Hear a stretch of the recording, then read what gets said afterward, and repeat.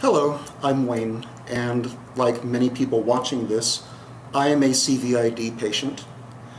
It started in 2009.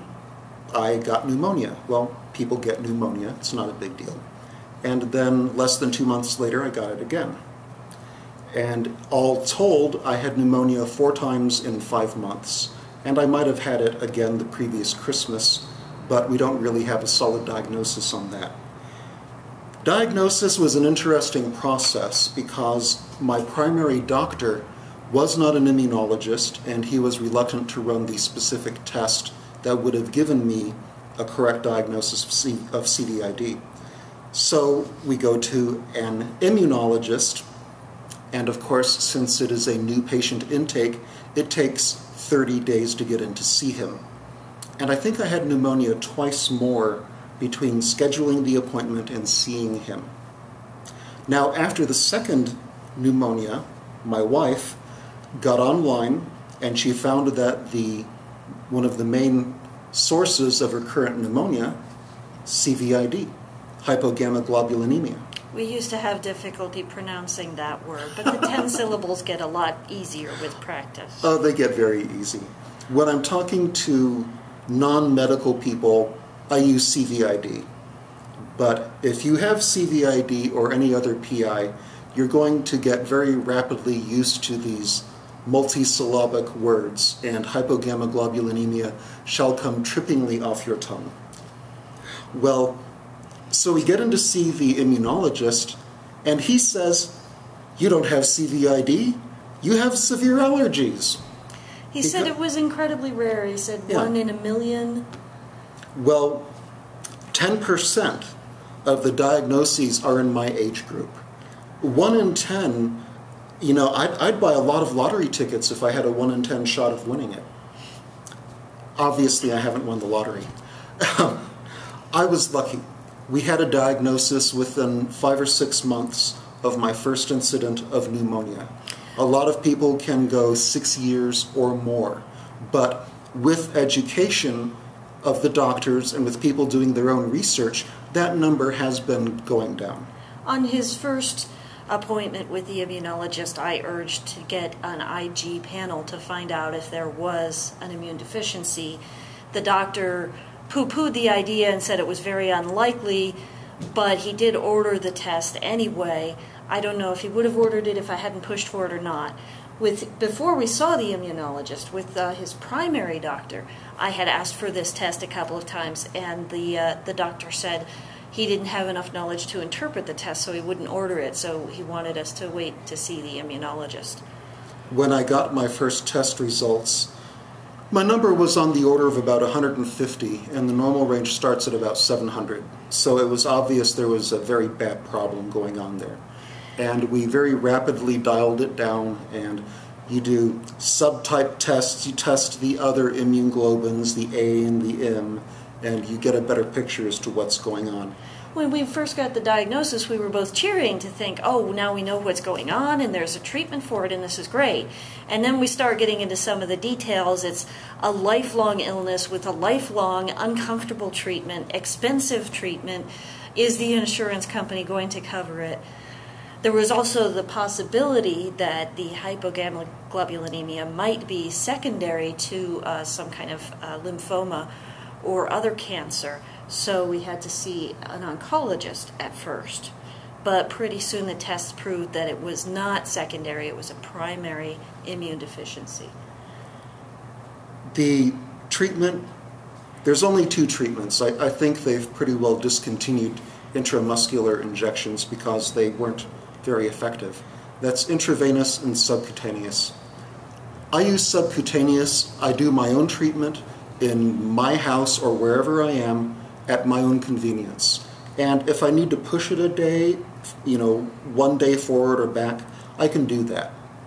The point is to average out the correct dosage over, a month. You generally receive your meds in a 4-week packet, although I suppose that could vary depending upon the pharmacy. The treatment is not difficult, but I'm not going to joke around. You are sticking yourself with a needle. I have a spreadsheet, and I log all of my infusions every time I do it, and I know that I've done treatment for myself 150 times since I started. I do it twice a week. I have found that it's a lot more comfortable for me to split my treatment into 2 doses a week. So instead of doing 60 milliliters of Hizentra once a week, I do 30 mil on Sunday and another 30 mil on Wednesday. And it's a lot more comfortable. The infusion sites aren't as swollen. But, you know, of course, it takes more time. But for me, it's a lot more comfortable. We're very aware that Wayne has been very lucky that with those multiple pneumonias, there was no permanent damage or scarring to his lungs. He does have asthma now, which wasn't really a problem for him before, but maybe if we can avoid further pneumonias, he may get over the asthma or it may reduce in severity. And so far, no serious complications with his liver or his digestive system. We're watching out for those sort of things. It's pretty scary to think of all the stuff that could happen, possibly autoimmune problems later on, but so far, so good, and we're really very lucky. I have been extremely fortunate that my only major problem is CVID. I have asthma, I have slightly elevated blood pressure. You get these when you get older or younger. You look at some of the signatures of people on the IDF forums, and they have Kawasaki, they have this, they have that. It's like, I am really lucky. And maybe the person watching this video is not lucky, and I'm sorry. I've been fortunate, I may not be fortunate forever. It's just something that you have to grin and bear. But one thing that I do occasionally is I will ruthlessly exploit the fact that I have this condition. He was cheating at a board game last night. He was doing his infusion and playing the board game with me and his parents and cheating and saying, "You have to let me win because I have needles stuck in me." I was joking. It was an honest mistake. If you have not begun treatment and you're going to be doing the subcutaneous, doing it yourself, one thing I would strongly suggest you to be aware of is you'll get this video from Bering or whoever, and it has a movie of this guy doing his own infusions, and he doesn't have an ounce of body fat on him, and he delicately pinches an inch of skin, and he inserts 1 needle. When I went for my first infusion, I walk in, and this was the image I had, and there on the tray are 4 needles, and I'm going, oh, I have to do 4 infusion sites. Well, you know, this is what it is. Each infusion site can only hold 15 to 20 milliliters of fluid. That's the maximum that you can do. So you have to look at your dose, and you're going to have to divide it out. You're only dealing with 1 syringe. The output from that syringe goes into a splitter. Those 2 lines go into splitters, so you have 4 needles being fed by 1 syringe. It's no big deal. But just be aware that what you see on the sample video that you receive might not be accurate for your treatment. You probably won't be playing basketball while that. infusing, but you can play board games, you can watch TV.